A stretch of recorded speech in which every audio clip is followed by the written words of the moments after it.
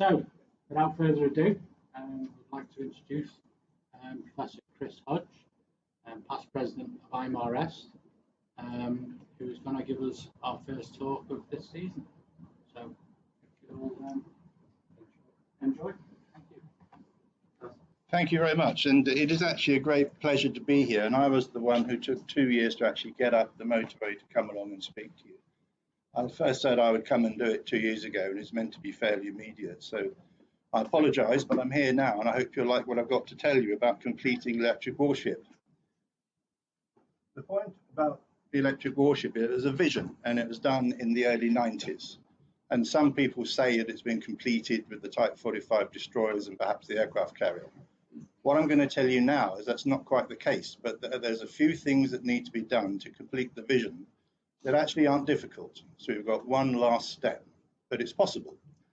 So what I'm going to talk about is electric warship. These flow, oh dear, I didn't mean to do that. These flow vertically. So that's the button down there. So electric warship, electric weapons, what we have in the Type 45, and then in a sense, what we're slightly missing, energy storage, better power electronics, smaller machines, how we can get there, and then the conclusion. So to begin, the electric warship was a British, French and American concept from the 1990s. What it said was we'd have all power generated electrically. That meant one common power system, whatever it was used for, it was one common power system, and only electrical power is distributed through the ship. Now for a warship, that's a huge advantage because you then have no hydraulic ring main, which is a disaster when you get hit, and no HPS system. We had a vision, and this was done in about 92. And what we started with was a DC ring main. We felt we were quite brave going for 750 volts DC. We weren't sure it could be done, but we knew very soon it would be done. So we went for it. We said our vision will have 750 volts DC, but only for ship services. And that would be fed by a medium gas turbine of between 5 and 8 megawatts. As well as that would be a small gas turbine, because we were still focused on the all gas turbine Navy.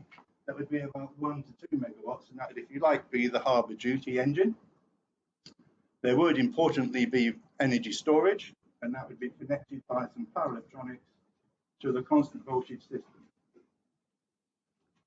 That would be feeding a 6.6 thousand volt AC system through 2 bidirectional inverters, and there'd be 2 large 20 megawatt gas turbines on there, again gas turbines, driving through 4 quadrant drives, these converters shown here, onto what we said at the time were permanent magnet machines. That's the powers. That was our vision. The Americans had a vision. I don't think the French did in quite so much detail, but the Americans said we'll use 4.16 thousand volts AC, driven by a gas turbine. There'd be 2 of them, capable of cross connection, and each of them would feed their main rails through a rectifier, and that main rail would be at 1.1 thousand volts.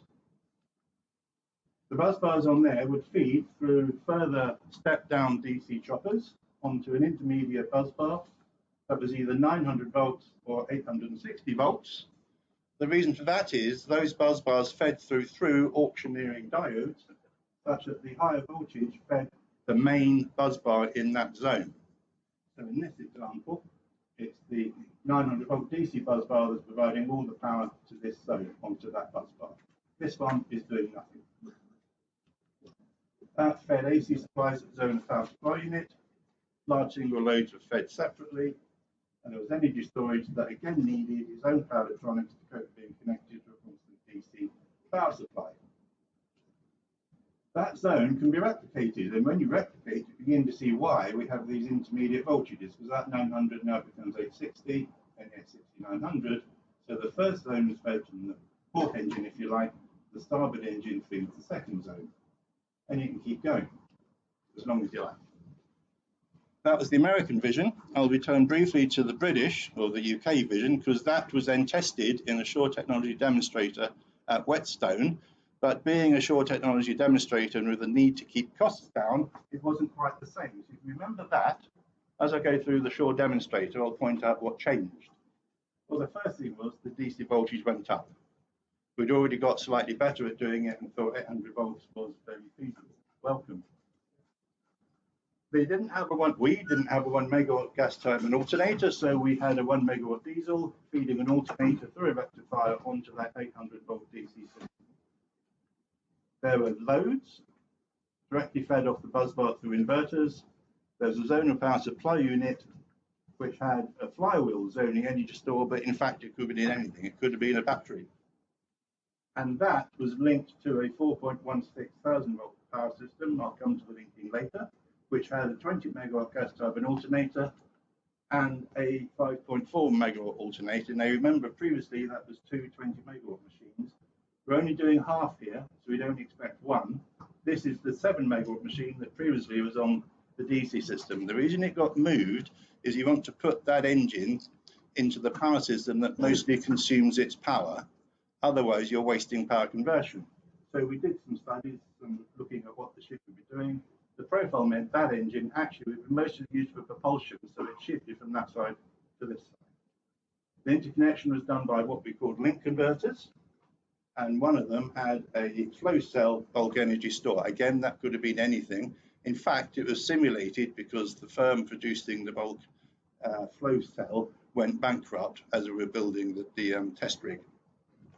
And it shows what you can do with power electronics to replicate equipment because it works perfectly. There were harmonic filters and other loads connected to the AC system and a propulsion motor through again a 4-quadrant drive.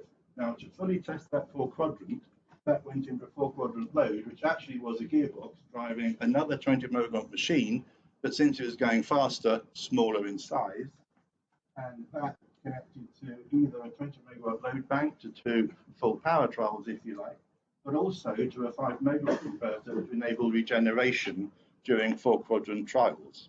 That was all done and tested. The brilliant thing is, having got this going and with all this energy storage, both locally and in bulk, it didn't matter where the fault occurred, the other side carried on as though nothing happened. Great fault ride-through capacity. Because if you had a fault on 800 volt DC ring main, not only did this side carry on, but these consumers here didn't know it had happened because there's their local energy store. It was not only done in 800 volts DC, it was done in 450 volts AC. And the beauty of that was we finally got an answer to that age-old question, well, certainly my age-old question, which is better DC or AC for power distribution and transmission. We've always said AC in the past because it's easy to control and protect, but actually the more efficient method is DC. And having done the test between the two systems, there was a fine balance of view that the DC system was better, which I found very rewarding. But we did that. We tested it in all ways we possibly could, melt synchronizations, full circuit shorts, all kinds of different tests we could do. We did it. It did them all perfectly. Sadly, as you'll see, it was never quite followed up and implemented, but the vision was, in a sense, made real. So the electric warship, in its purest sense, has to have energy storage, use electrical auxiliaries, have robust fight-through power distribution. You get a strike, you get a hit on some part of the system, the rest of it doesn't know it's happened. High energy weapons were anticipated, but only just anticipated. And in that sense, we only partially realized it when we got further down the line and started building Type 45s. The bit we had was integrated full electric propulsion, but only in relatively large hulls. We had hydraulics and HBS still used, and we had no energy storage, and there was no concept of supporting high energy weapons, so quite a lot missing. Let's think about high energy weapons. Lasers, directed energy weapons, aircraft launch, and rail guns. The first one, if I can press the right button, is a laser, and I'm hoping I've got the right mouse position. Right, this is a full-scale 300 kilowatt directed energy weapon laser. There's the missile, and there's it just been shot down. You're going to see it in slow motion. Now it's tracking this supersonic missile.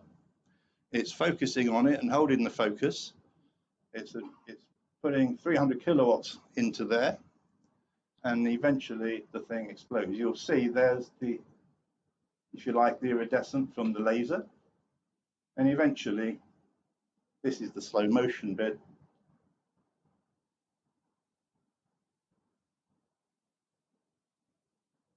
There you go. So we like them. And they have what the Americans call dialability. With a laser weapon, you can either turn it up to full power to melt a missile, you can turn it right down to dazzle a pilot, or some people are attacking you in fast, speedboats or whatever. They like that dialability. These have now actually been to sea. That's a relatively small one, 300 kilowatts.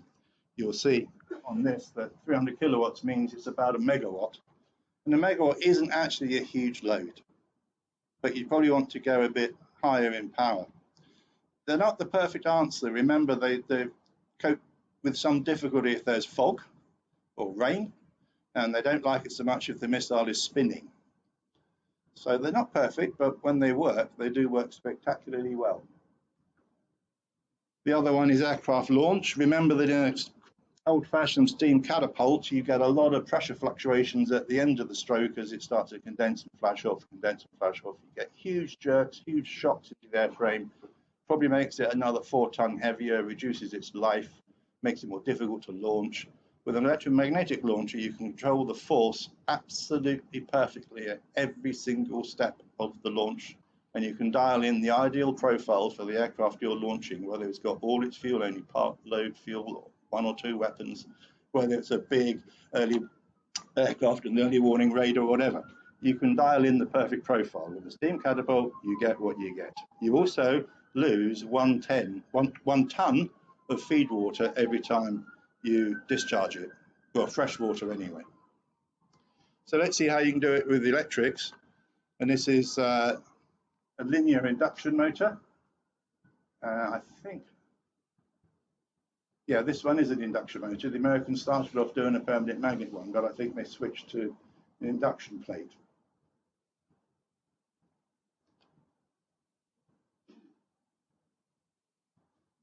And they have this on their latest aircraft carriers, the Gerald R. Ford class, of which I think there are now 2 at sea.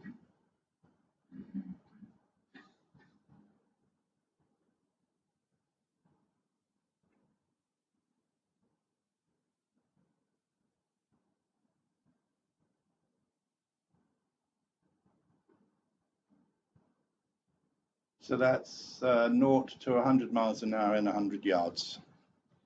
And that's the parameters, that's what you've got to do.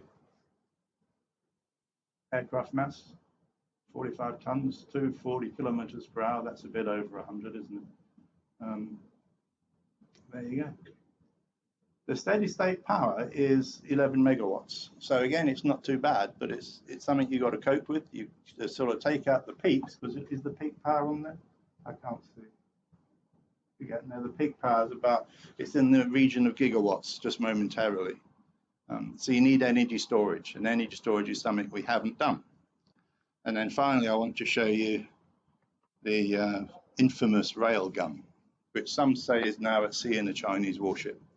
They've certainly got something that looks like it, but we never quite managed to work it reliably for long enough.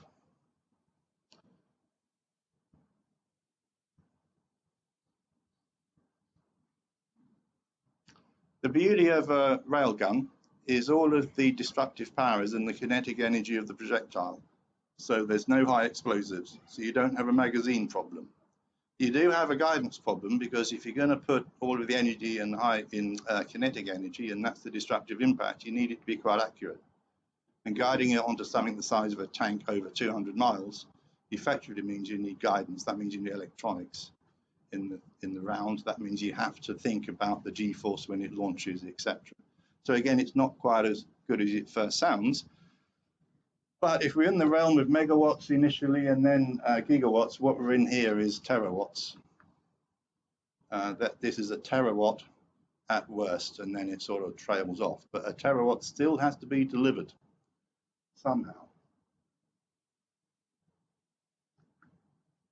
These are the results we did when we were looking at rail guns back in the mid-90s, and this is simulation of the round being fired with capacitors providing the circuit and the inductance being calculated, you know, the whole thing. And it shows all the energies balanced there. So that's the loop energies left in the rails just as the round leaves them.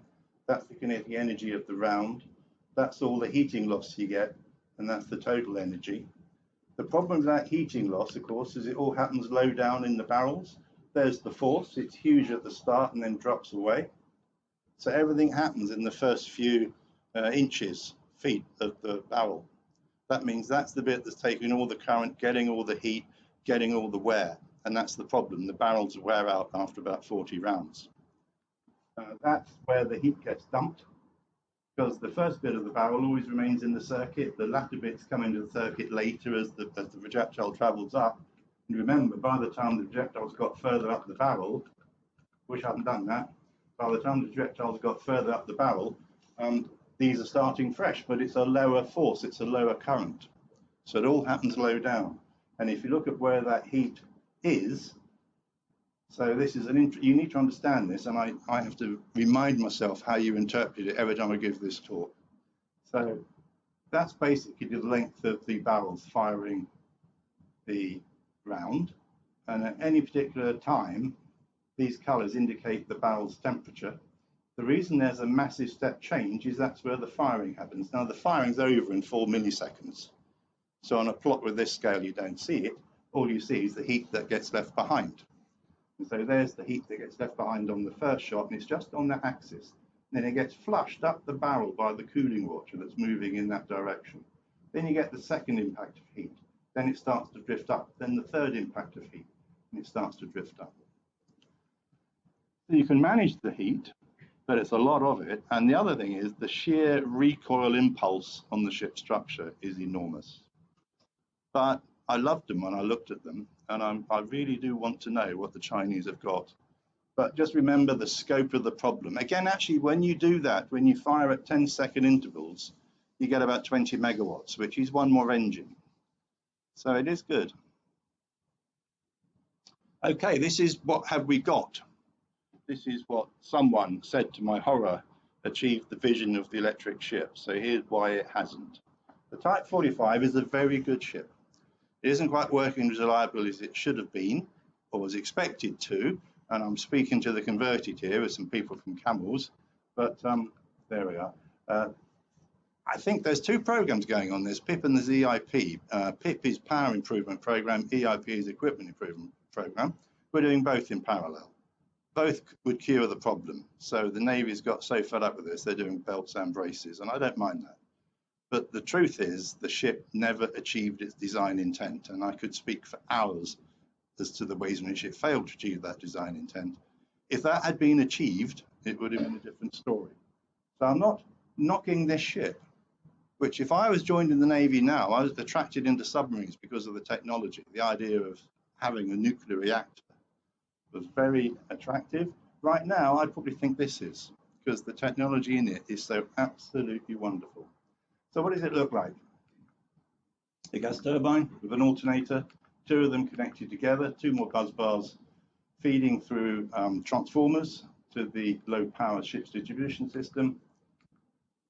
A couple of diesels, I think there'll be three after PIP. Some propulsion motors, actually induction motors, very good ones, you'll see them later. 4-quadrant converters, high voltage, passive filters, low voltage, active filters. The voltage is 4.16 thousand volts and 450 volts.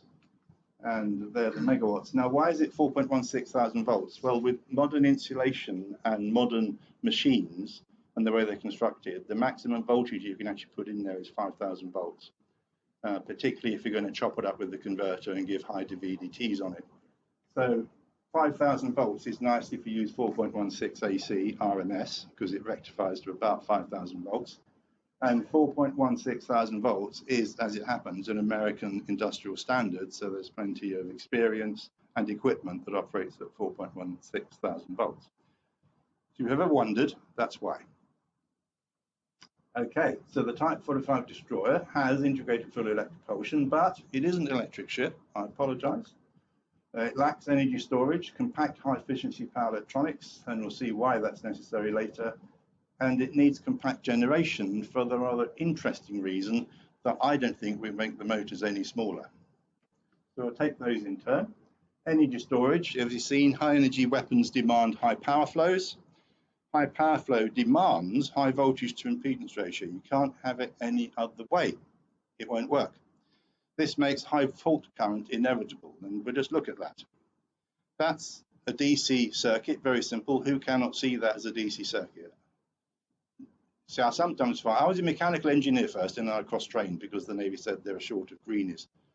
But I do find some mechanical engineers are almost proud of not understanding electrics.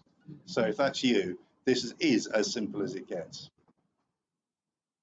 It's way, I wish I could stop doing that, pressing the wrong button. Right, there, it's an EMF. That means that is the actual voltage generated, in this case in a battery. And that flow passes a current, because it is a voltage, through the little resistance that's inside the supply, and that's the source impedance, into the load resistance and back, and that's the voltage, which is not an EMF, because if you open the switch, that disappears and that doesn't. Okay, so how does that pass power? Right, so here's a diagram showing current along the bottom, from 0, nominally instead of 1000, against voltage. Okay, that's the voltage in the circuit. So the voltage in the circuit, and that's the voltage across the resistance here, not the there, the resistance here. That voltage is 100 when there's no current. That's because, I wish I could press the right bloody button. Right, if there's no current, then 100 volts is what's seen, because nothing is dropping voltage in that first resistance. So the voltage you'll see over the load, or available to the load, goes from 100 volts when it's open circuit and there's no current, to no volts when it's short circuit. So that is the short circuit current. That's the open circuit voltage, and there's a straight line between them. That's the characteristic of the power supply. That's what it can do. It can't do any more than that. If you put the current on at the same time as you draw the voltage, we now go the other way. We've got no current, maximum volts. We've got maximum current and no volts. So that's the short circuit current there, and that's the open circuit voltage there. If you multiply them, you get a characteristic that shows you how the power is dissipated in the load. That's not all the power dissipated, because there's a hell of a lot of power being dissipated inside the supply. This is just the bit we can get. This is the bit we can get out and use. And that has a maximum in the middle. It's a quadratic of course, because these are two straight lines and two linear functions multiplied to give you a quadratic. And that's the peak power delivery. You can't do anything after that. The power you can get into the load will be reduced. Put that in one-dimensional terms, and you'll see that the maximum power you can get out is actually a quarter of the open circuit voltage times the short circuit current. And to make that bigger, the only thing you can do is reduce that source impedance. The source impedance is what is making that characteristic the shape it is, and it's what's limiting the power you can get out. So that source impedance is all important, and that's what controls the short circuit current. So you want high current, you've got high short circuit. What does that mean? Well, if you look at an old-fashioned lead acid, and this is an 8,800 ampere hour cell as we used to have in our submarines. We still have them in the nuclears, but we had them in our conventionals. That one's short circuit is 65,000 amps. That sounds an awful lot. It's not. That's manageable. We like that. We can even manage that with two of them in parallel and 130,000 amps. We can do that with air circuit breakers. Okay. What we're trying to do now, though, is get a better battery.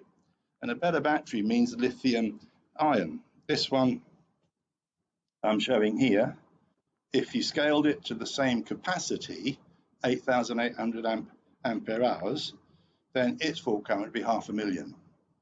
That we cannot cope with. So if we're going to do what we do with a submarine lead acid battery with new batteries, and we want to because you get higher power capacity, you get higher energy density, we've got to do something about the fault current. That cannot be done with standard DC circuit breakers. It's needed, you have to place them in parallel strings to reduce the amount of current, and you probably will require solid state protection, in other words, power electronics. And you're beginning to see a little hint here what we actually want more than anything else is compact power electronics and efficient power electronics. Okay, that is a Corvus Orca energy system. It's a lithium-ion, nickel, cobalt, nickel, molybdenum, cobalt, which is just the cathode, and that gives you 125 kilowatt hours, 1.1 thousand volts DC and 120 ampere hours, and it's about the size of a tall filing cabinet. So it's not bad. In fact, it's bloody good, but it needs parallel strings and independent protection and power electronics, which is a sort of problem if we're going to do it on the scale of those lead acid cells. So power electronics will be required to protect the energy store, connect the energy store, drive the propulsion motors as you've seen, drive the electric weapons, but it's large. We've shoveled a whole load of silicon into this ship now, and it's beginning to submerge under the mass of it all, and also get incredibly hot. So what you've got to, and it's expensive. There you go, all of that. So we want to do something. Now this is a very simplified idea of how power electronics works. You have some voltage over here, not shown. You have a breaker, put it through a converter, drive a motor. You could make that a solid state breaker. There's problems with that, but the beauty once you do that is you can merge the breaker with the protection. And that halves the size of your power electronics, halves the costs, halves the losses. But that means the converter must block current in both directions, and most modern converters are built with IGBTs, insulated gate bipolar transistors. They can only block forward volts. They can't block reverse volts. So they have to have an anti-parallel diode around them, which is as shown here. There's the IGBT, there's the diode protecting any reverse voltage being seen across that switch. Now what's happened, of course, the converter designers have turned that necessity into an absolute virtue. They always do it. I mean, thyristors in synchro converters and cyclic converters, where the circuit actually switched to thyristor, that happened because no one knew how to switch the thyristor off any other way. But they turned the disadvantage into virtue, and they've done it again here. So this is now a fully flexible 4-quadrant controlled converter, and the only thing they've added is anti-parallel diodes. So you find them everywhere. And people begin to forget the big disadvantage of IGBTs, which they're only there in the first place because they can't withstand reverse volts. And because they can't bed protection inside a voltage source IGBT converter. So what do we do with that? Well, we move on and take another power electronic switch, which is called an IGCT, and the C is just not one better than the B. This is a completely different technology. This is integrated gate commutating thyristor. So the first thing you notice, it's a thyristor, not a transistor. That means it has very low conducting loss. It clamps on into conduction incredibly hard, and it has a much lower forward volt drop when it's conducting. That means its losses are low.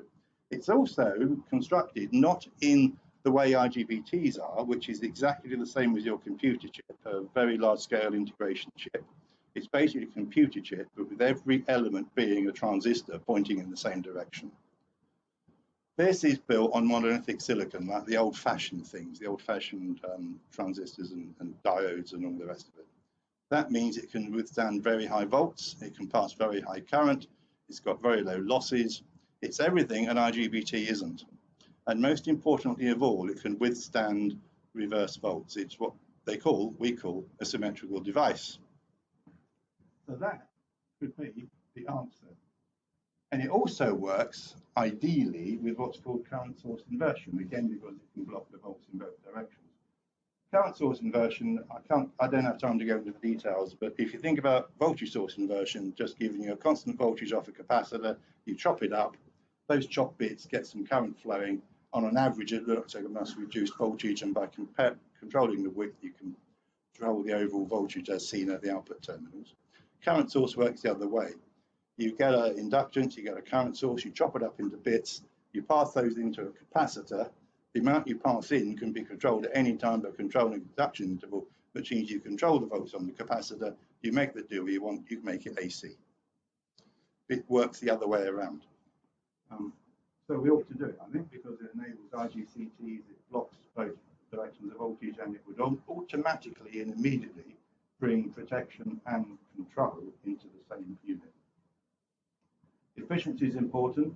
We need to develop resonant conversion to high power, maybe, and high switching frequency, and we need symmetrical devices. All of this points us towards IGCTs. I think I said it there somewhere. There we go. I got ahead of myself. Right. There we go. We're almost there. We're now moving on to electrical machines. Electrical machines are massive when you want to put 20 megawatts into them. They're massive almost what you do. But the thing is, the size of a machine is actually set not by its power, but by its torque. It happens a lot in just about every engineering field. It's the force that sets the size, not the power. And so if you want to have a direct drive in, propulsion motor driving a ship, and you want that to get rid of a gearbox because they're horribly unreliable, don't kill me if you like gearboxes. But there was a time in the 80s when we had operational defects in every gearbox we had at sea. And when the electric warship vision was first conceived, we decided not to have any gearboxes. I still think that's the right view, the right decision, but it does mean your motors are going to be absolutely enormous. So what we tried to do, of course, was to make them smaller. IFET fits in Type 45, we can't fit it in smaller hulls. We need this higher torque density. That is the Type 45 advanced induction motor, and that is also in the carrier, but two in tandem. And that's about 4 meters by 4 meters by 4 meters, very roughly. But it's 20 megawatts at about, and I'm not sure I can tell you, but 20 megawatts at about 140 RPM. It's brilliant. I mean, it's the best we can do by a long way. It wasn't the only thing we tried. We tried at one stage, in the 70s, low temperature superconducting. We tried high temperature superconducting. We tried axial flux, where the French did. We tried transverse flux, where we did. And none of them succeeded. And I think actually we're not going to get very much better than required, than we've got already in the aim. So if we're not going to do it by the motors, we need to do it by the generators. And the thing is, if you have one prime mover and one alternator, if you were to move to one prime mover and two alternators, you would save space. You'd save space mainly because it's not, and I've got it the wrong slide, it's not one prime mover, one alternator, it's that twice, and then you move on to one prime mover with two alternators. And the size of the prime mover, the diesel engine or the gas turbine, isn't linear. Two 5 megawatt diesels are bigger than 110. So the first gain you get here is smaller volume and mass of prime movers. But if you're going to have two alternators on that shaft, how are you going to put them? Could you put them as a simple tandem? Two completely separate machines, a bearing in between. You could, but then it gets very long. And the critical length in naval architectural warships is the 4.5 length. That's the bit you don't want at all. So you could then go for common frame, punch them up together, get rid of the middle bearing. Again, you're getting there. What you really want to do is put them in a single armature. And this is the bit that surprises most people when they realize what I'm saying. The conductors for the two circuits, the two alternators, are in the same slots. They have the same flux. You really think, they're going to interfere, they're going to have mutual coupling, and you'll have all sorts of transmissions between these two circuits that make them unworkable. Well, you won't actually, and I'll come on to why. That just shows what we want to do. So there's dual winding, and they're in the same slot, sharing the same flux. One's going to high voltage and it's for propulsion, say, one's going to low voltage for ship services, and you might put an interconnecting converter between. You might, I don't know. Think about whether you do. But this is the idea of a dual winding. These are the slots from 1 to 36. Each of these, this is a 6-pole winding, and this is a 2-pole winding. These are completely standard distributed 3-phase windings. Why don't they interfere? Well, they don't interfere because, and this is the next slide, their space harmonics don't overlap. So all these space harmonics, which is the way the winding should be sinusoidally distributed. Okay, because if you don't have sinusoidally distributed winding, you don't get sinusoidal flux, you don't get sinusoidal EMF on the output. So what we do, of course, is because you've got to wind this machine, is we do it as a distributed winding. It's not quite sinusoidal. And the way it departs from being sinusoidal are the space harmonics that you don't want.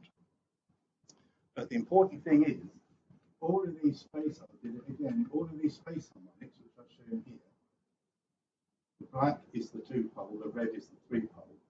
None of them are the same. They're all separate. That means that 3-pole field there, that harmonic, that third harmonic, which is a 6-pole field, is the fundamental of the 6. Can't find any black harmonic of the same number, so it can't link with it. If you get different numbers of poles, they can't actually line up and link, because when they do line up, the rest of them are misaligned.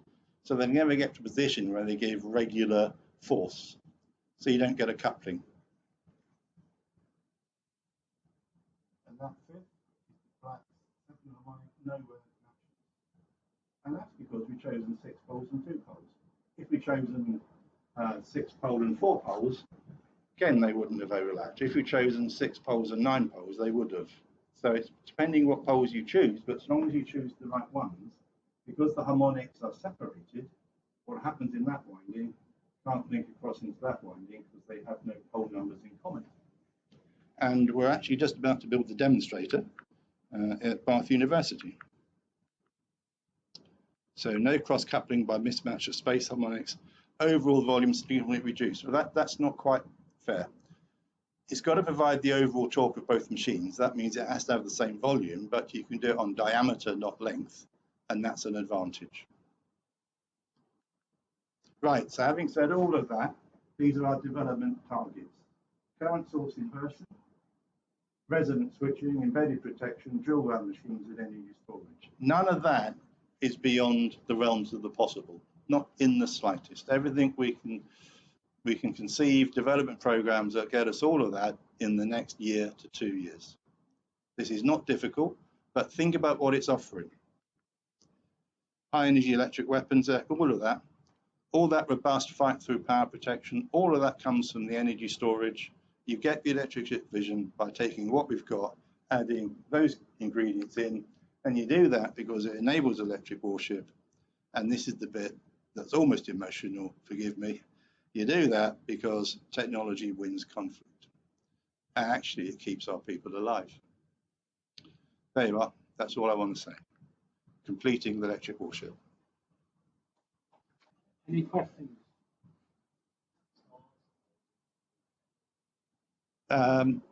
It's a very standard voltage, and it's at the low end of medium voltages. No, the insulation is not a problem, even up to 11 kV. We've got 11 kV in the carriers.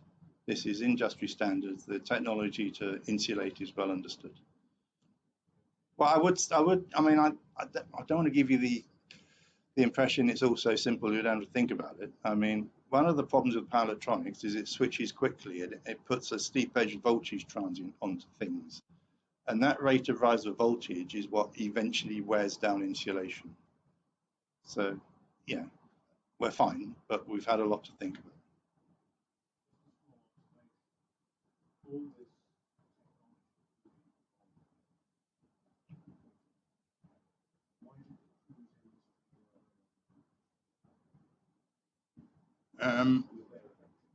Right, the cruise industry was driven by reducing fuel consumption, and they were moving from steam and diesels, direct drive mechanical, and to get to an electric propulsion system that meant flexibility. That meant if they had enough engines, and they have up to 16, they can control all those engines such that always in the equitable high efficiency revolution and power bands, and they were saving a lot of money, and that's why they continued to do it. What we were driven by in the Navy wasn't so much fuel economy, although to be fair, at the time, the ministry said, I think very stupidly, we don't need any improvement in the capability of marine engineering systems. So the only thing we could pin our proposal to develop this on was that it would have better fuel economy. I don't think anybody believed it, but we got our funding and developed it. We were driven by making simply a better warship that gets away from this dependence on very high energy systems which are completely uncontrollable and destructive when damaged. You might think electricity is highly destructive. It is, but it's much more controllable than an HPO or a hydraulic burst. its most obvious application is in submarines. I mean, the first thing about fuel cells is I'm a bit out of date on it, but when I was in date, a fuel cell is a prime mover, not an energy store. That's the first thing to remember. It's not a replacement battery. It's a replacement prime mover. The proton exchange membranes were very sensitive to anything other than oxygen and hydrogen. So you had to provide in the oxygen, had to provide in the hydrogen, had to hope you didn't get any pollutants in there. That meant reforming to get hydrogen from diesel was okay, but quite difficult to do when you looked at the quality standards for the output, how clean that hydrogen had to be. Storing hydrogen is a nightmare, as you know, but you probably put up with it in submarines. And I think the other one was rate of change of load. But I think actually a battery and a fuel cell together becomes quite usable because the short-term transfers come out the battery, the long-term changes come out the fuel cell.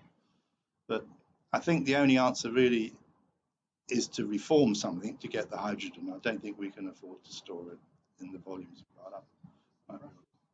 Yeah.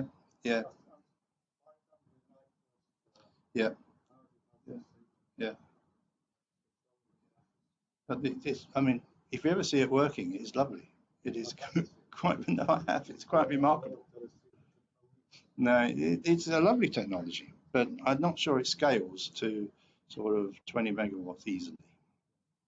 And the reformation processes that we're looking at have a time constant of about 20 seconds on changing load, which means it's quite difficult to do because particularly if you suddenly have a main motor trip, you ain't got any choice, that load's gone. How are you going to control the fuel cell with its reformer behind it producing all this hydrogen that you're no longer using?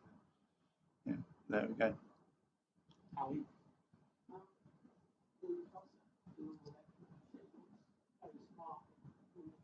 Very colourful.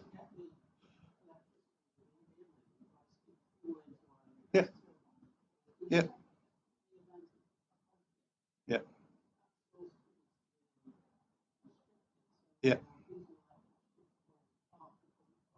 Well, so does every other ship we have, with the exception possibly of the nuclear submarines. Yeah. Oh, well, we did look at it, and basically we felt we couldn't afford it. Some very intelligent but highly unwise person decided to calculate the cost of nuclear submarines. And when he'd done that, it scared the living daylights out of the Treasury and the politicians. We barely managed to hold on to them, but the idea of putting in an aircraft carrier, we've probably got the space, was just not even looked at seriously. Any other questions? No. Yeah. They are still around. It's basically a form of capacitance, but what they do is they pump charge from one liquid to another across a membrane while they're flowing these.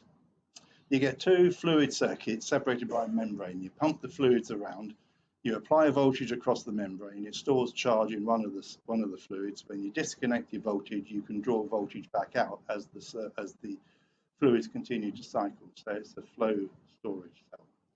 And the electrons are stored in one of the liquids. Yeah, but it's passive. The chemicals are unchanged. It's not like a battery where there's a chemical process. It's much more like a liquid capacitance. And you flow it around in a big tank to give you a big volume of liquid and a big number of electrons to give you a big charge you can store. With melting vessels, moving to high voltage, I did the experience with the QE2 after she changed to diesel engines and high voltage. And we had a problem with when we did the first 5-year survey on the QE2. We didn't know what it was, but we found this what looked like cigarette hats on the outside of the cables, especially when they went into the propulsion motors. And some of the cables were touching each other or very close. And what we found was the corona effect, which on land-based races, there's plenty of room to connectors on it. And we had to do a lot of remedial work to get rid of that. Have you experienced this on warships? We haven't yet, but we've just, well, no, Rated. because of lower voltage, we've only gone to 4.16 thousand volts. But with the carriers, we've just gone to 11 kV. So let's watch this space. Any other questions? Right. Well, with regard to the elements, it doesn't come outside the ship. And of course, we specify all our equipment in terms of the environmental conditions they're going to see, and we specify the IP rating in terms of what dust can enter, what water can enter, in what form, up to what level, and so on and so forth. I think one of the things I've seen that shocked me was in the LPDs, which were, I think, 6.6 thousand volts. They managed to have an HP serial main running across the top of a HV switchboard with flanges in the middle of the pipe just above the switchboard. So I mean that's one element that I, or the elements I wouldn't like to think of. But you've always got to be careful how you install things, haven't you? And the first step is, what's the environment? What's the temperature? What's the humidity? How does it change? What are the maximums? So that has to be incorporated in the design, and it has been. Did you mention battle damage? Yeah. Well, this is my view. I mean, if you get some kind of debris going through a high voltage capacitor, you have got a really big problem. But so have you if it goes through a magazine. If you get other bits of damage on cables, well, yes, but you can control that. You've got breakers. You protect the system against just that damage, actually. Where's the protection on a hydraulic plant? And that's transmitting 4,000 or 3,000 psi hydraulics through the length of the ship or submarine. I mean, a high pressure hydraulic burst is one of the most scary things you can have. It comes out atomized, it comes out as a fog, and it's immediately ready to ignite on the slightest spark. HP air, same thing. I mean, it's an absolute dramatic thing when you get an HP air burst. The noise is horrendous, and it destroys everything that's around it, just shreds it, and it does a lot of damage. That doesn't happen with the electrics if you've got the design right, and that's so important. But if you've got the protection right, then that doesn't happen. Ladies and gentlemen, that we could just show our appreciation to